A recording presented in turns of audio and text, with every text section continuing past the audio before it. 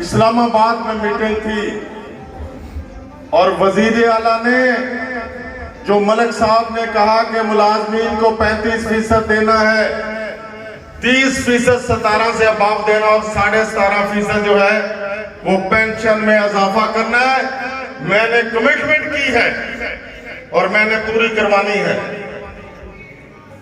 और उस वक्त वजीर आला ने थोड़ा सा लिटो लाल से काम लिया तो यकीन जानिए इस मरते ने वहां से उठकर एक पंप पर हम बैठे थे, वो छोटा सा कमरा था, वहां पर आकर इसने कहा मैं सियासत छोड़ सकता हूं, अपनी बात से पीछे नहीं हट सकता।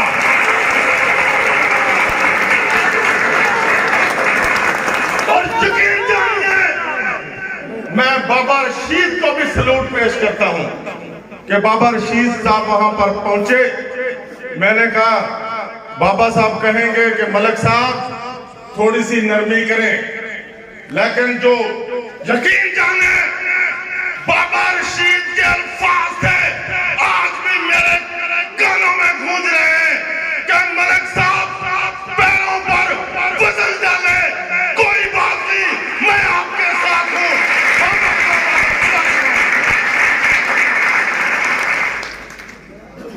और यकीन जानिए मलिक साहब ने उस मेरे ख्याल में वो करीम साहब जो सेक्रेटरी थे, पीएसओ थे वजीर आला के, उसे कह दिया कि मेरी सारी जितनी स्कीमें खत्म कर दो, जब तक मुलाजमीन की जो मैंने कमिटमेंट की है पूरी नहीं होगी मैं सियासत को भी छोड़ता हूं।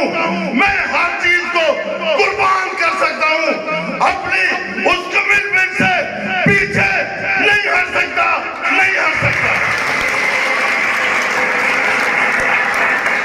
और खुटिया वालों खुशकिस्मत हो कि अल्लाह ने आपको ऐसा जरूरतमंद लीडर दिया है।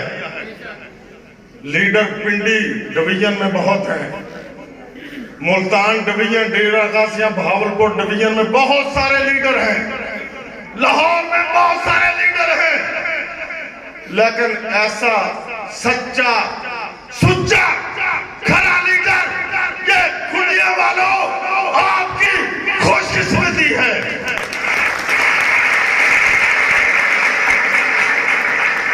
और अभी हम रास्ते में थे तो मलिक साहब ने हुक्म किया कि कल फ्लैटी होटल में तमाम तंजीमों की मीटिंग बुलाएं और मैं खर्चा करूंगा, मैं आपके साथ हूं, मैं आपके साथ बैठूंगा जब तक आपका मसला हल नहीं होगा।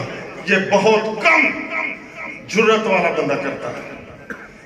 अभी हम सियाल पहुंचे थे तो पीछे से हलचल मच गई और वजीर आजम हाउस से फोन आ गया कि मलिक साहब लाहौर नहीं छोड़ना, आपका मसला इंशाल्लाह हल हो रहा है। और पहली दफा हुआ कि एमपीए एमएलए के फंड से कटौती करके मुलाजमीन के फंड को कैम किया गया और आपका 35% और जो है 30%, 17.5% तनख्वाह में खरबों रुपए शामिल किए गए।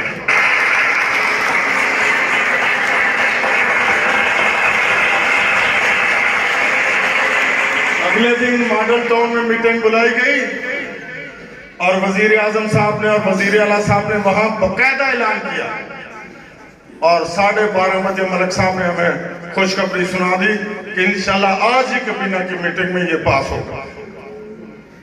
तो आज मैं मुल्तान से इसीलिए आया हूं कि ऐसे जुर्रतमंद, ऐसे बावकार शख्सियत को हमने सल्यूट क्यों नहीं करना। हम मलिक साहब आपके इंतहाई मशकूर हैं तमाम मुलाजिम। और आज इस शख्सियत की वजह से अल्हम्दुलिल्लाह पूरे पाकिस्तान में खुटियों का नाम मशहूर है, पूरे पंजाब के मुलाजिमीन दुआएं कर रहे हैं मलिक साहब आपके लिए। और मैं खुटिया से भी और गिरदोनवा के दोस्तों से भी एक ही रिक्वेस्ट करूंगा कि अपने मौसम की कदर कीजिए। जो मौसम फरामोश होता है फिर वक्त तो गुजर जाता है। अपने मौसम की कदर कीजिए और इसको वो ताकत देकर, वो जुर्रत देकर असेंबली के अंदर भेजना है कि जो जुर्रत इनके अंदर मौजूद है वो इलाके की मोहर लगकर असेंबली के अंदर आपके मुलाजमीन के लिए, आप मजदूरों के लिए इतनी और जुर्रत से बात कर सके और हिम्मत से आपके हकूक लेकर दे सके।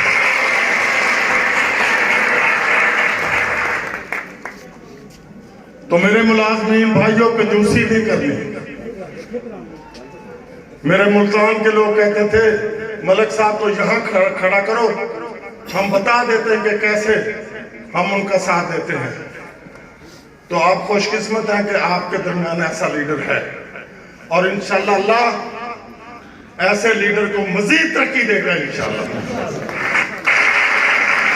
और मुझे उम्मीद है कि इंशाअल्लाह जो थोड़ा बहुत मसाइल हमारे बाकी हैं,